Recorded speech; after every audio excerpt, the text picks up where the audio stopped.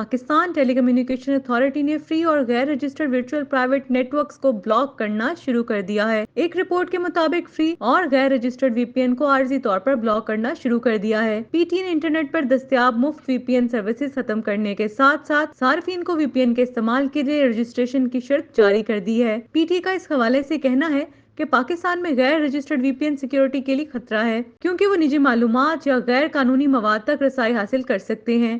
Authority کا کام صارفین کے ڈیٹا کی حفاظت کرنا ہے اور غیر قانونی مواد تک رسائی کو روکنا ہے۔ وی پی این کی رجسٹریشن 2010 میں شروع ہوئی تھی اور گزشتہ 14 سال میں تقریباً 20,500 وی پی این رجسٹر ہوئے۔